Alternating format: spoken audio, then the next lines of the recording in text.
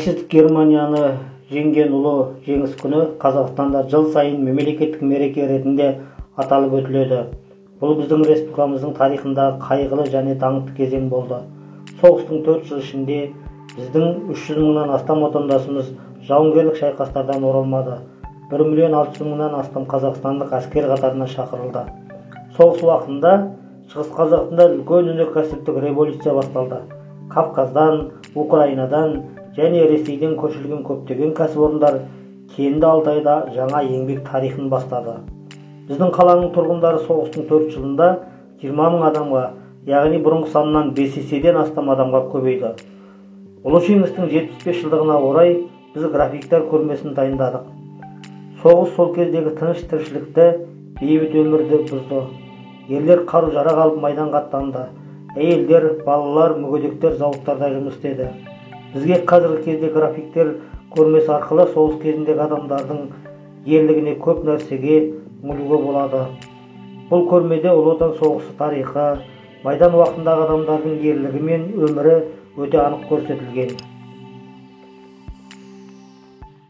Борис Иванович Французовтың үйден қат жұмысы адам фигурасының сөйлейтін пластикалық үлгісі. Пилоткадағы сарбаз танк оқпанына сүйеніп қат оқиды. Ол қатты оқығанда айналадан ештеңені де байқамайды. Бүкіл жан дүниесімен отанында, ол үшін ол жақтан тіпті сүйікті дауыстар да естіледі. Жұмыстың композициясы күрделі емес, бірақ өте мәнерлі. Бөлшектер аз, бірақ олардың бәрі орын мен уақыттың мән-жайларын дәл береді. Мұндай суреттерді майдангер ғана жасай алады. Соғыс тақырыбында ерекше дүниелерді тудырған қарағандылық суретші Валерий Николаевич Иманасов еді. Автор 1950 жылы Дағыстанда туған. Алматы қаласындағы Гоголь атындағы көркем сурет училищесінде оқыды. Литографияның күрделі техникасында жұмыс істеді. Бұл литография көрерменге канцлагердегі комиссардың бейнесін тікелей жаза алдында көрсетеді. Оның көзі төмен қарап тұрса да, көз қарасында өкініш көлеңкелер көрінбейді. Ол қабірдің шетінде тұрса да, рухты болуын сақтап қалды. Міне осындай үлгілер арқылы кеңес адамы тәрбиеленуде еді. Өзінің майдан суреттерінде Борис Иванович Французов тек реалист емес, ол құжаттаушы, солдат тұрмысының білгірі. Ол тіпті кейде әзіл жанрына да қалам тербеген. Бұл суреттің аты Моншадағы сарбаздар. Бұл ретте біздің суретші әзіл-сықақты да қолданған. Француздың әр бөлшектері сөйлеуші. Ол өз жұмысын сюжеттік шығарма ретінде көрсетіп, көрерменге киім-кешек пенен солдаттардың сырт киімінен, кружкалар менен, әскери сумкалардан натюрморттар ұсынады. Майдангер суретші Борис Французов шынайы сюжеттің арқасында ерекше шеберлігімен, құпияның көмегімен графикалық сурет өнерін трагедия немесе драма деңгейіне дейін жеткізді. Оның соңғы меже графикалық парағы суретшінің мүгедектігінің ауыр жылдарында жасалған. Ол сол жылдары қуаныш пен қайғы тең араласатын мұндай көріністің барлық бөлшектерін қаншалықты жақсы сезініп көре білді.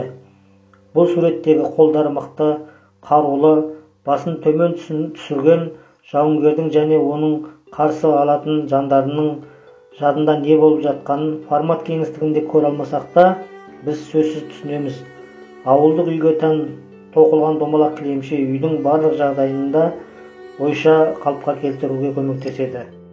Қазақстандық суретші Василий Васильевич Тимофеевтің жер бетіндегі өмір үшін линографиясын суретшінің бағдарламалық туындысы деп атауға болады.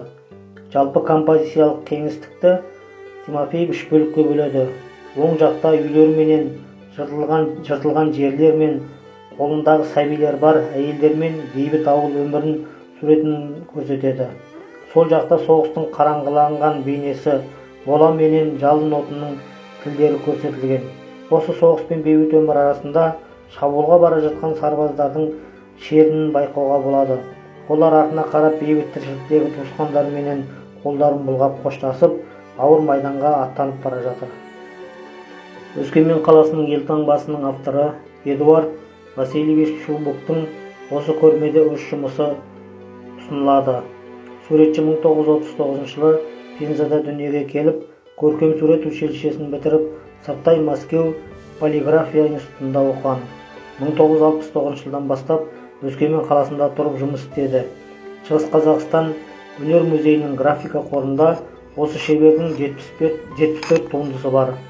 Бұл жұмыстың эскиздік сипаты бар. Ол үлкен сюжеттік жұмыстың негізі болып табылады. Эскиз туш қауырсын техникасында орындалған. Суретінде автор үзіктермен жерден қазылған үйдің қабырғасындағы жауынгерлердің қараңғы фонын көрсетеді. Бұл тұрмыстық көріністің сюжеті өте айқын.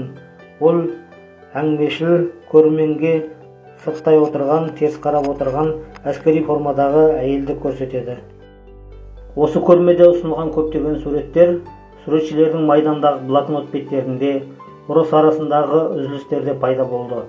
Бұл ең алдымен Борис Иванович Француздың шығармашылық жинағына қатысты. Оның авторлық топтамалары біздің әскери қордың негізін құрайды. Майдандағы 2 жыл суретшінің шығармашылық тағдырында басты орын алады. Ол Өскемен қаласында 1911 жылы жұмысшы отбасында дүниеге келді. Сол кезде Мәскеудегі көрнекті суретшілерден бейнелеу өнеріне үйреніп те үлгерді. 1941 жылы соғысқа жұмылдырылып, Режеп қаласындағы майданда ауыр жарақат алды. Жеңіске деген сенім атты графикалық парағында 1941-42 жылдардағы ауыр соғыс кезіндегі біздің жауынгерлеріміздің отанды отқа тастамай, қиындықтарға қарамай, алға ұмтылуға шақырды. Жеңіске жететінімізге үлкен сенім білдірді. Өзінің майдандағы сюжеттерін Борис Иванович Француз жоғарғы және төменгі тақырыптарға бөлмеді. Тылдағы еңбекті майдандағы ерлік ретінде көрсетті. Оның жеке өмір баянында 1942-44 жыл өте ауыр кезең болды. Аяғынан ауыр жарақаттануы салдарынан мүгедек денесінде өмірдің барлық қиындықтарын бастан кешірді. Бірақ осындай қиын уақытта Француз отанға пайдалы адам болу үшін барлық мүмкіндік жолдарын ойластырды. Бұл ойдың нәтижесі тылдағы жеңіс картинасы. Онда ағаш аяғымен ұста мүгедек бейнеленген. Тіпті оның тістеріндегі темекі тағдырдың кез келген қиыншылықтарына қарсы тұра алатын рухтың өшпейтін сипаты мен күшінің символына айналды. Алматылық суретші Анатолий Латыниннің литографиясы жас қазақстандықтардың бірнеше ұрпақ үшін табынушы тұлға болған пулеметші қыз аға сержант Мәншүк Мәметованың бейнесін көрсетеді. Композицияның негізі әскери формада қыздың портреті, оның суретінде ашық, таза көзқарастағы жайбарақат тұлға бейнеленген. Оның суретінде сол ұрпақта өмір сүрген оған ұқсас жігіттер мен қыздардың патриотизм менен қайсарлықтың рухын көрсетеді. Бұл ретте өз еркімен майданға барып, штабта жазушы және далалық госпитальде медбике болып жұмыс істеді. Ол өз бетінше бос уақытында Максим пулеметінің құрылымын зерттеп, онымен қалай атуды үйренді. Ол атуда өте дәл тигізді. Өз еркімен майданға алынды. Қатардағы ұрысқа қатысты. Соңғы ұрыста, яғни Псков облысындағы Невель қаласында болған азат ету кезіндегі ауыр соғыста қатты жараланды. Сол соғыста Мәншүк 70 фашисті атып өлтірген еді. Анатолий Латыниннің тағы бір жұмысы 1941 жылдың қараша айында Мәскеу түбінде 316 қазақстандық гвардиялық Панфилов дивизиясының құрамында шайқасқан аңызға айналған тұлға полуторик Василий Клочковқа арналған. Дубовского разъезіндегі ұрыс кезінде Василий Клочков танкілерді жою тобын басқарды.